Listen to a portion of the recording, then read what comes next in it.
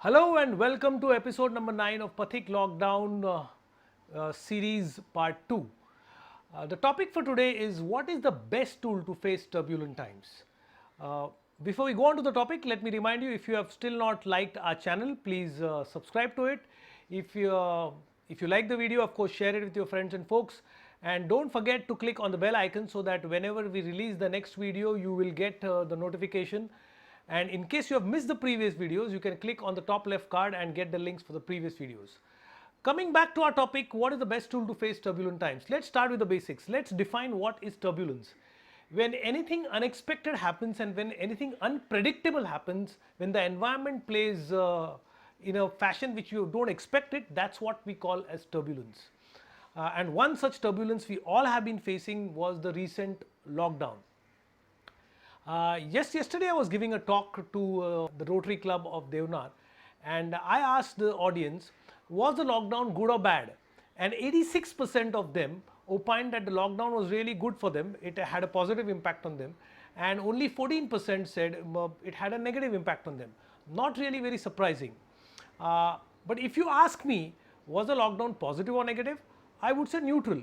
According to me, a lockdown is simply an event like any other turbulence in life, and we should not view it as positive or negative. We should view it just as it is, because that is the best way in which you can respond to it in the best possible manner. Now, whenever an event or a turbulence like this happens, we can respond to it in either of the two ways. Now, before we go to that, let's understand what I call as the science of problems.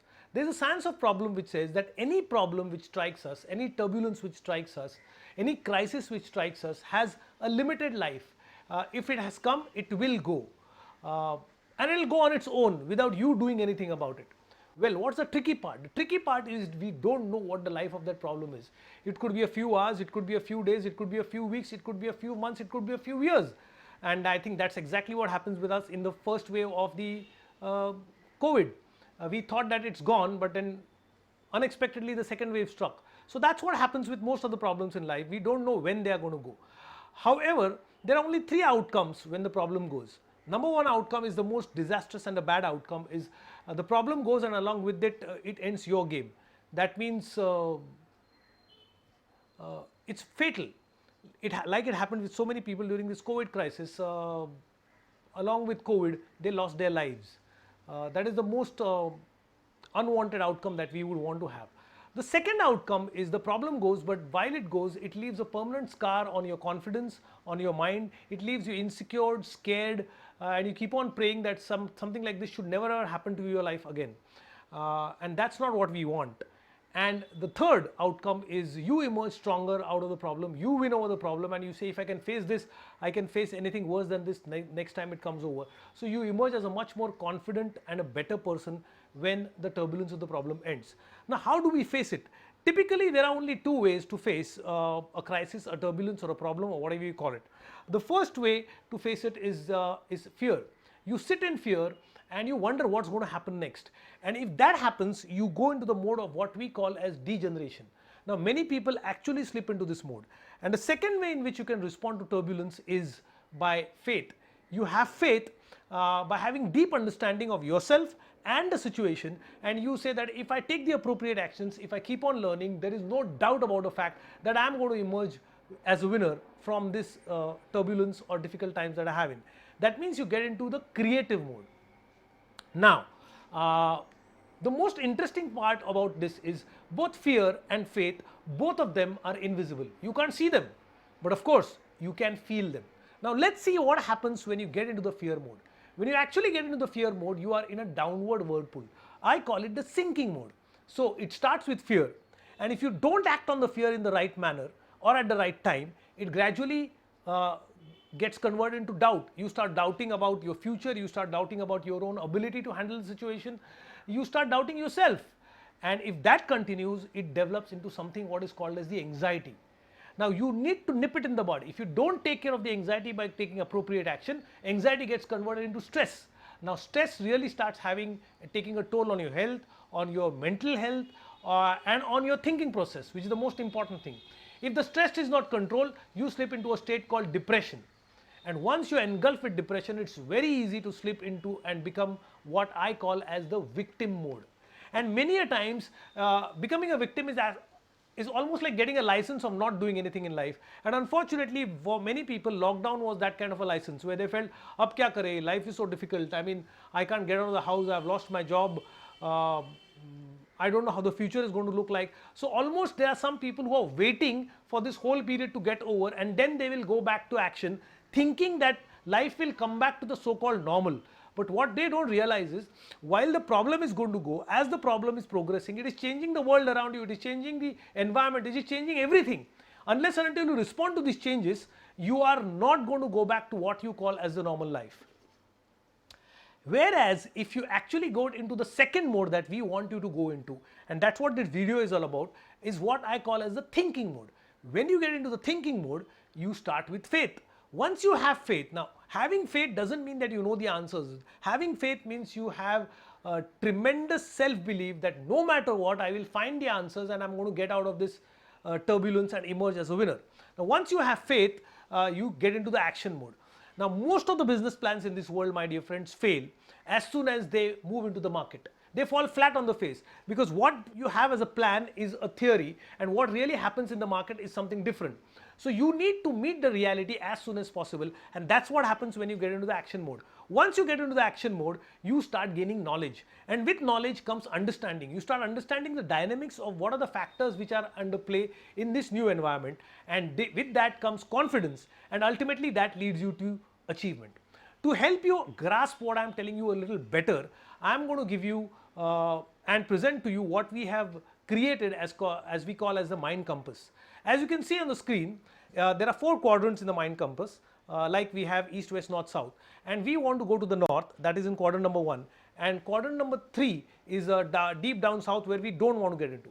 There are 2 factors interplaying in this.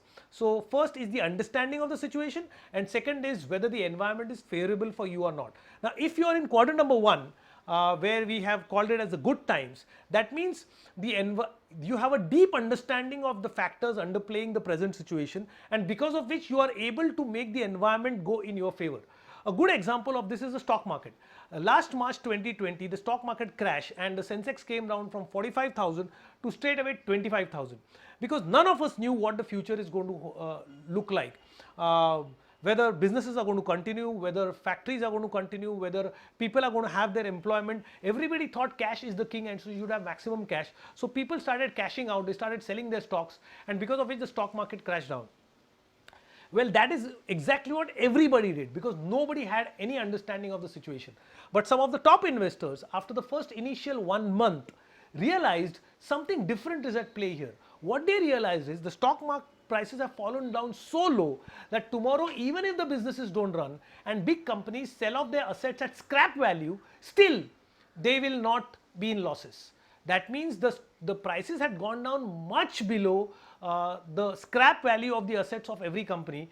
That means other than rationality, something was at play here, and that was fear. And that's when big investors like Ramdevji Agarwal and Rakesh Jhunjhunwala, they just went on a buying streak, and within 7 to 8 months they earned what a normal person or a good investor in stock market would have earned in 8 to 10 years. So that is the quadrant we want to be in, my dear friends. The opposite of that is quadrant number 3, which is deep down south, where you have no understanding of the situation and the environment is unfavorable, and that's where you get gripped into fear and you slip into depression, and that is what happened with most of the people. Then we come to quadrant number 2. Now this is very interesting. In quadrant number 2, the environment is not favorable for you, but you do have deep understanding of how the future is going to play, or you probably can anticipate how things are going to happen in the coming future. So most probably you may have a business where you know that if I work on it for the next 1 year or 2 years, if I develop a product, maybe it's going to be successful. But you need to go through that period of 1 or 2 years, and that's where the turbulence is, and how to face that is the topic of today's video. Now you could have a response called fear, or you could choose something called faith. When you have faith, you go into the upward spiral. Similarly, in quadrant number 4, when you come to quadrant number 4, you don't have any clue of what is happening, but fortunately or unfortunately, the environment is in your favor. That means suddenly your business goes up, even during the COVID situation, because the products that you make are in great demand, or probably you are doing a job and you are getting to do overtime and you are paid more because by sitting at home your company can still get work done from you and it can prosper. Now at such situations the tricky part is you don't have understanding of the situation but the environment is favoring you. At such times there are chances that you may get arrogant because you feel that it is all your doing. What you need is the awareness to know that this is not my doing, and if you have the awareness then you slip into the not part of the quadrant where you go to the learning mode, and that will help you to go to quadrant number 1 eventually. But however, if you don't have the awareness to understand what is happening over here, your arrogance may take you to quadrant number 3 and deep down into depression when the environment does not start playing in favor of you. So in order to be in the top part of the compass and not move down and to pass by this turbulence, the best tool, my dear friends, you can have is what is called meditation. Now when you meditate you have an absolutely calm mind, and because you have a calm mind you can see the situation as it is, you can understand the reality as it is. As a resultant effect you are able to take good decisions and because of which you can adapt to the situation much better and you become finally relevant to the situation. Let me give you a practical example of this as to how this can really help you, and this comes from one of the mentors I have in my life. In fact, every time I meet him, every time I see him, even on a video, I get fascinated because it's my dream to live life like him. I'm talking about Madhukar Tarwalkar sir, the pioneer of exercise and health in India, representing India all over the world. In fact, Tarwalkar was the first company to go public into the health sector, not only in India but in the whole Asian sector. Now the story that I'm going to share with you, there are 2 parts. So yesterday I was watching his interview, and again he said that one politician called Mr. Arun Gujarati taught him that every person should have 3 factories to be happy in life, and that's what you gain by meditation.